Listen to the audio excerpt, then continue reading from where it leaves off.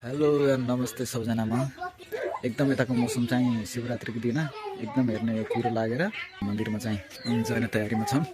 आज शिवजीको प्रसाद खानको लागि हाम्रो यस्तो चिसोमा खतरा रहेछ। म चाहिँ नुहाउन सकेको छैन, भान्जीहरूले चाहिँ नुहाएर सकिसक्यो है। मन्दिर जानु हिँडिरहेको छौँ। मन्दिर लगभग पुगिसकेका छौँ। यहाँ जोगनिया माता मन्दिरको जोगनिया मन्दिर कुन ठाउँ गरे? गाउँपालिका हजुर, वार्ड नम्बर 2 गौघाट ए ल, काकी जिल्लामा पर्यो। तपाईँले आइदिनु होला, एकताल मन्दिरको दर्शन गरेर जानु होला है त। ल साथीहरू, यहाँ चाहिँ यो जोगिनी मन्दिरको पुजारी हुनुहुन्छ।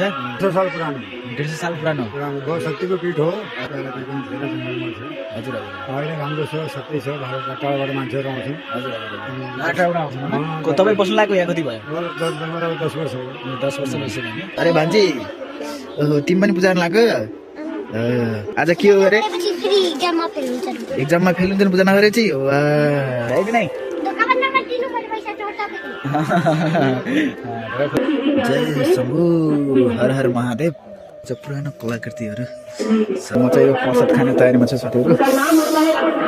एकदम दामी बनिरहेको छ जस्तो छ। हामीले चाहिँ यहाँ पैसा जोडिन्छन् भनेर पुरै गेट लगाउँदै पूजा गर्दै गेट लगाउँदै गरिरहेको छौँ। आज शिवरात्रिको अवसरमा पूजा गर्न आएको बेला सबै नानी बाबुहरूले रमाइलो गर्नु पुरा सकेर अब एकदम जाने तयारीमा छौँ। है त? याद गर्छु उसलाई फलो हुन्छ। हजुर हजुर। ल लगाएर प्रसाद दिँदै हुनुहुन्छ।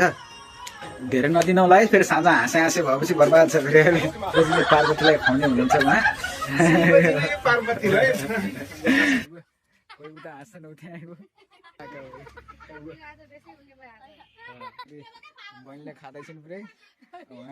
मेरो पनि अवस्था त्यस्तो छ साथीहरू। खाएर म पनि ज्यापमा भइसक्यो। तपाईँलाई मेरो मिनी भ्लग कस्तो लाग्यो साथीहरू प्रतिक्रिया दिनु होला है।